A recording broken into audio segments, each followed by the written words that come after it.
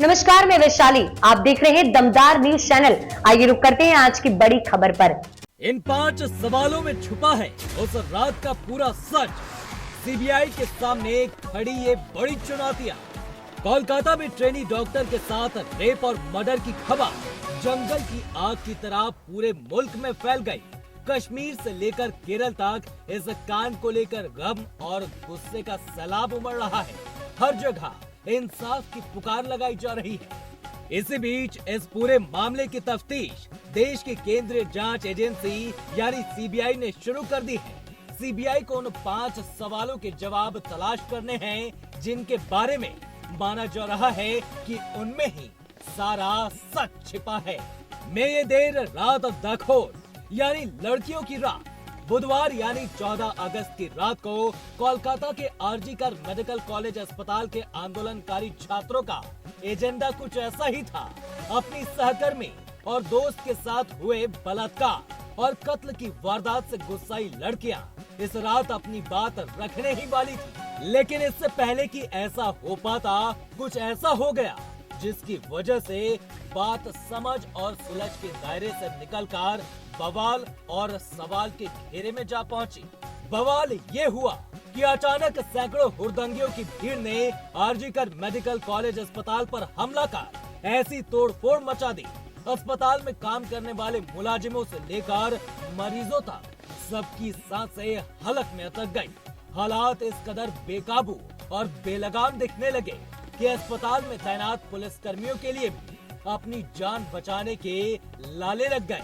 जिसे जिधर मौका मिला वो उधर ही भागकर भीड़ से बचने की कोशिश में लग गया। उपद्रवियों का हमला था ही कुछ ऐसा कि अस्पताल के इमरजेंसी डिपार्टमेंट का ticket counter, hybrid critical care unit यानी HCCEU, क्रिटिकल केयर यूनिट यानी CCU,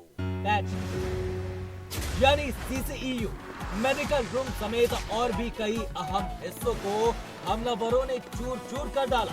भयानक तोड़फोड़, खिड़की, दरवाजों से लेकर अलमारियां, बेड और फर्नीचरों के साथ साथ सीलिंग फैन जमीन पर पड़े कराहते नजर आ रहे थे। ये तबाही का सैलाब इतना तेज और भयानक था कि अस्पताल परिसर में मौजूद पुलिस चौकी भी उखड़ गई। अब सवाल यही है कि कोलकाता के आरजी कर मेडिकल कॉलेज में ट्रेनी डॉक्टर की रेप के बाद हत्या का मामला क्या अब जंगल की आग बन चुका है, जिसकी आंच में पूरा देश तपता सा महसूस कर रहा है। तो वही लग ये रहा है कि इस घिनौने कांड को लेकर पूरे देश में लोग गुस्से से तमतमा रहे हैं। इस कांड को लेकर हर गुजरते पल के साथ कुछ नया खुलासा सामने आ रहा है, जो पूरी घटना को और भी ज्यादा संजीदा और संगीन बना रहा है। जिस बात की आशंका शुरू से ही जताई जा रही थी, अब उसको जुबान मिलनी शुरू हो गई है। मेडिकल कॉलेज के रेसिडेंट डॉक्टरों ने आरोप लगाने शुरू कर दिए हैं कि अस्पताल प्रशासन इस संगीन वारदात से जुड़े तमाम सबूतों को मिटाने पर आमदा है। डॉक्टरों का ये आरोप है कि 14 और 15 अगस्त के दरमियान रात को जिस तरह से उपद्रवियों ने तोड़फोड़ की, सेमिनार हॉल से महज 20 मीटर की दूरी पर चेस्ट डिपार्टमेंट के ऑफिस में तबाही मचाई और मरम्मत के नाम पर सबूतों के साथ पुलिस के सामने छेड़छाड़ की जाती रही और पुलिस महज तमाशबीन बनी खड़ी रही, उससे इस पूरे मामले में सवालों की झड़ी लगना तो लाजमी है। लेकिन अब सवाल ये है कि आखिर इस तोड़फोड़ के पीछे हमलावरों की मंशा क्या थी? क्या वो आंदोलनकारी छात्रों को डराना और आंदोलन से हटाना चाहते थे, या फिर हमलावरों का असली इरादा सीन ऑफ क्राइम को नष्ट कर सारे सबूत मिटा देना था? कहीं ऐसा तो नहीं कि हमलावर अस्पताल प्रशासन और सिस्टम से नाराज होकर अपनी खीज मिटा रहे थे? जाहिर है अब पुलिस को आधी रात का सच जानने के लिए इन्हीं सवालों का जवाब ढूंढना होगा। हमलावरों का मास्टरमाइंड कौन? अगर तो ये हमलावर आंदोलनकारी छात्रों पर हमला कर उन्हें आंदोलन से पीछे हटने को मजबूर करना चाहते थे, तो शक की सुई सत्ताधारी पार्टी यानी तृणमूल कांग्रेस की तरफ ही घूमती है, क्योंकि ये आंदोलन फिलहाल तृणमूल के गले का फांस बना है। बंगाल विधानसभा में विपक्ष के नेता शुभेंदु अधिकारी ने भी कुछ ऐसे ही इल्जाम लगाए हैं। हालांकि तृणमूल से सांसद अभिषेक बनर्जी ने आंदोलनकारियों का समर्थन करते हुए अस्पताल में हमला करने वालों पर बगैर किसी भेदभाव के फौरन कानूनी कार्रवाई करने की मांग की है। ऐसे में देखा जाए तो हर कोई हमलावरों के खिलाफ नजर आ रहा है, लेकिन हमलावर है तो है कौन, इसका जवाब फिलहाल किसी के पास नहीं। फिलहाल कोलकाता पुलिस ने इस सिलसिले में करीब 12 लोगों को गिरफ्तार किया है, उनसे पूछताछ कर रही है। इसी के साथ सोशल मीडिया पर कोलकाता पुलिस ने हमलावरों की कुछ तस्वीरें फैलाने और उनके बारे में सुराग देने की अपील भी लोगों से की है। पुलिस ने कहा कि हमलावरों की भीड़ में बहुत से लोग ऐसे थे जो हाफ पैंट, टी शर्ट या फिर सिर्फ बनियान पहने ही आरजीकर अस्पताल तक पहुंचे थे। ऐसे में शक है कि ये लोग कहीं दूर दराज से नहीं आए थे, बल्कि ये आसपास के ही लोग थे जिन्हें हमले के लिए तैयार करके यहाँ तक लाया गया था। मगर कमाल तो ये है कि इस पूरी अराजकता के लिए अब कोलकाता पुलिस के कमिश्नर विनीत कुमार गोयल अब मीडिया को ही कसूरवार ठहराने लगे हैं। आरोपी ने पीछा किया, सीसीटीवी बताएगा सच। हालांकि इस मामले को सीबीआई के हवाले किए जाने से पहले कोलकाता पुलिस ने संजय रॉय नामक मुलजिम को गिरफ्तार कर लिया था, लेकिन अब ये सवाल भी सामने आया है कि संजय रॉय करीब महीने भर से वारदात का शिकार बनी डॉक्टर का पीछा कर रहा था। ऐसे में सीबीआई आरजीकर मेडिकल कॉलेज से लेकर आसपास के इलाकों में लगे सीसीटीवी कैमरों के फुटेज खंगाल कर देख रही है, ताकि ये पता चल सके कि क्या वाकई में संजय रॉय उस डॉक्टर का पीछा करता था या नहीं। ट्रेनी डॉक्टर के रिश्तेदारों का कहना था कि जब डॉक्टर के पिता ने 3 घंटे के इंतजार के बाद बेटी का शव देखा तो वो विचलित हो गए, क्योंकि डॉक्टर के शरीर पर एक भी कपड़ा नहीं था।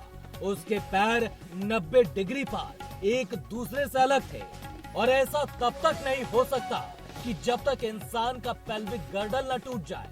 मतलब साफ है कि उसकी टांगों को चीर दिया गया, उसका चश्मा टूटा था और आंखों में चश्मे के टुकड़े, उसके मुंह से खून निकलने के निशान थे। पोस्टमार्टम में कहा गया है कि उसकी दोनों आंखों और मुंह से खून बह रहा था। चेहरे और नाखून पर चोट के निशान थे। पीड़िता के प्राइवेट पार्ट से भी खून बह रहा था। उसके पेट, बाएं पैर, गर्दन, दाएं हाथ और होठों पर भी चोट के निशान थे। पिता ने क्लिक की बेटी की तस्वीर। पिता को बेटी की एक तस्वीर क्लिक करने की दी गई अनुमति, जिसके बाद बाहर आकर उन्होंने रिश्तेदारों को दिखाया। जख्मी शरीर, चीरे हुए पैर इसका इशारा कर रहे हैं कि हत्या करने वाला अकेला संजय रॉय नहीं था। इशारा यही है कि कई लोगों ने मिलकर ट्रेनी डॉक्टर की जान ले ली। 5 सवालों में छुपा उस खौफनाक रात का पूरा सच असल में यह हमला किसी बड़ी साजिश और या किसी बड़े नेटवर्क की तरफ किया गया सुनियोजित प्लान का हिस्सा है। इसका खुलासा तभी हो पाएगा जब हत्या की इस पूरी वारदात की परतें उधेड़ी जाएंगी। मुमकिन है कि एक डॉक्टर की मौत से अलग बड़े कारनामे भी सामने आ सकते हैं। तभी तो माना जा रहा है कि सीबीआई के सामने मुख्य तौर पर 5 ऐसे सवाल हैं जिनका जवाब अगर मिल जाता है तो यकीनन उस खौफनाक रात का पूरा सच सामने आ सकता है। हॉस्पिटल में घुसकर तोड़-फोड़ की चश्मदीदों की माने तो उपद्रवियों ने रेप मर्डर वाली जगह को टारगेट किया और सबूत मिटाने की कोशिश की। इसके आसपास लगे सीसीटीवी कैमरे भी तोड़े गए। ये हमला किसी बड़ी साजिश और बड़े आपराधिक नेटवर्क की ओर इशारा कर रही है। जब हत्या की परतें उधेड़ी जाएंगी तो एक डॉक्टर की मौत से अलग बड़े कारनामे भी सामने आ सकते हैं। क्या किसी की राजदार थी ट्रेनी डॉक्टर? 31 साल की ट्रेनी डॉक्टर की मौत में जिन सवालों से जवाब सीबीआई को तलाशने हैं वो बेहद गंभीर है। इसके बाद ही पता चलेगा कि डॉक्टर की हत्या में कितने लोग शामिल हैं। उसके साथ गैंगरेप और मर्डर किसी साजिश के तहत किया गया। क्या मेडिसिन विभाग में पीजी सेकेंड ईयर के स्टूडेंट अस्पताल में हो रही किसी गड़बड़ी की राजदार थी, जिससे कई सफेद पोश के चेहरे बेनकाब हो सकते थे? रेप या गैंग रेप? प्राइवेट पार्ट से 151 मिलीग्राम सीमन मिला।